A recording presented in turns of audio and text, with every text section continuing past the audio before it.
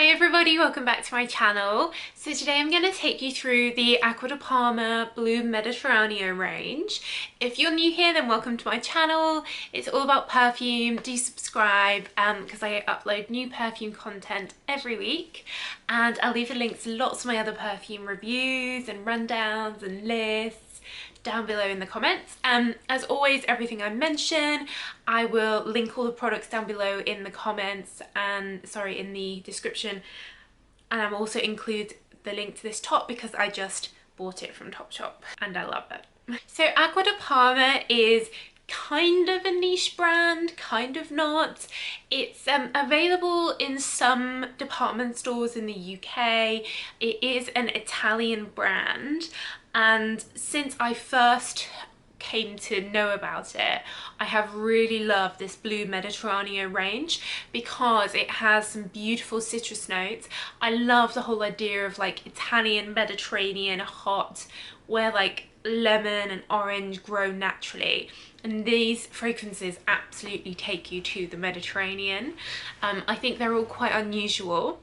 They're all unisex fragrances, and I can definitely see them all being worn on men or women. They also come with really nice like creams and shower gels as well, which I really would recommend. I used to have quite a few of the creams in these, and I used to love using them. So the first one in this range came out in 1999, so 20 years ago, and it's called Mandorlo di Sicilia, as in Sicily. This is kind of the sweetest of the range, so you get a vanilla-y almond in here, and then the star anise and peachy notes. So this kind of feels like, imagine you're sort of an Italian person putting like an almond sun cream on it out in the midday heat. Like that's what this reminds me of. It's like a warm almond. It isn't overpoweringly sweet. It's not like a gourmand, it's like a woody almond almost. There's musky notes in here, there's cedar, and there's some citrus like orangey notes that you get in the first couple of seconds, but predominantly it's that almond that really dominates. And I can see why it stuck around for 20 years, like there is no other perfume like this, and it's perfect for almond fans.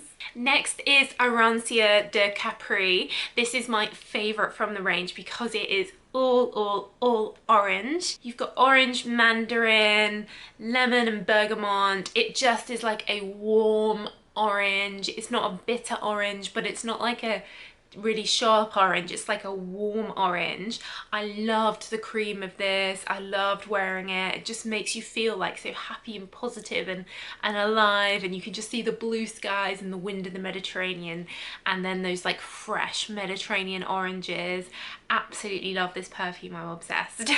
We then have Fico di Amalfi, which is all about the figs that are grown on the Amalfi coast.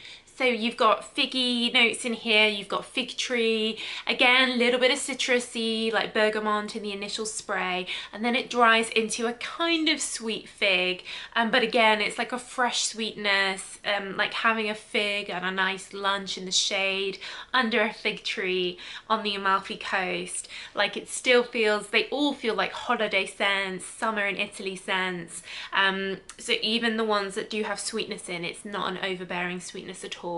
And again, unusual to have a perfume where fig is the star, so perfect for fig fans. Next we have Myrto de Paneria. This is dominated by a kind of like a green lemoniness, which is the myrtle tree, which is kind of like a lemony bush tree plant that grows in the Mediterranean region, but it's like an aquatic lemony greenness, very fresh, almost like a fresh essential oil. I think you can get essential oils in this. Like it's not too herbal, but it's not very citrus. It's just like a fresh, clean green. This is probably the most neutral of all of them. Next we have Bergamotto di Calabria. This is probably my second favorite. So this is all about the bergamot, the lemon, but they've put a wee bit of ginger in here, which brings out the zesty like sharpness of the lemon, almost a little bit tart, which I really love. Especially on a really hot day, this will be perfect to just freshen up and feel like a big fresh lemon. In the base you've got some woody notes, some vetiver, some muskiness. So these aren't just like simple fragrances. Yes, they have a big dominant note, but they do have really quality ingredients in the base which help them last and helps them smell high quality and expensive. Next is Ginepro di Sardinia, which basically means juniper from Sardinia. So this is kind of like a herbal, almost spicy one. So you've got that juniper note dominating, closely followed by cedar and allspice. Then that cypress note, very Mediterranean. And then you've got pepper and even nutmeg. So it's like a nutty, spicy, woody, herby. Like this is probably the most traditional masculine out of all the fragrances. If you like your herbally fragrances, then this is definitely one for you. But again, it does take you to those like trees in the Mediterranean where they're sort of growing in that hot climate, but you sort of break the leaf and inside it's moist and you really get all those, like you can imagine the smell of a juniper tree. Next is Cedro di Rima.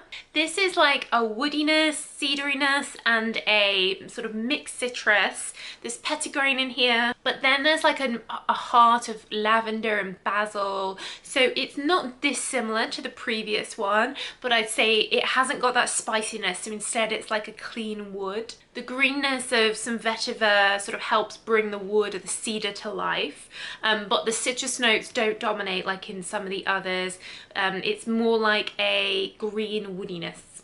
And then finally we have Chinotto di Ligurina, which is all about the Chinotto tree, which basically is kind of like it's a citrus fruit tree that only grows in this area of the world. So think like bergamot citrus. They put some mandarin orange in here as well, and then you've got a good musky hearty notes and rosemary, cardamom, jasmine, even a bit of patchouli in here. I think the cardamom helps give this a little bit of a kick, so because those citrus notes aren't that strong, so the rosemary, almost herbiness does come through. So it's like 1/3 citrus, 1/3 herbal, then 1/3 like musky patchouli. So really interesting mix. And yeah, I think the final three are probably quite herbally, and then the other ones are like fruity. And yeah, they're all just so Italian. I love the bottles. I think the transparent like sea blue, it's just so holiday vibes. All the packaging and everything is just beautiful. I think they're a really good quality brand that use good ingredients, and all their fragrances smell really exquisite. Let me know if you're interested in me doing a rundown of their other fragrances. They have some really interesting floral female fragrances that I'm pretty familiar with and happy to do a rundown of. So let me know if you've tried any of these or what you think. They are really special. They aren't sold everywhere, but like I said, I'll leave the links below to where you can find them. And if you found the video helpful, interesting, useful, don't forget to give it a thumbs up. I do appreciate all the love.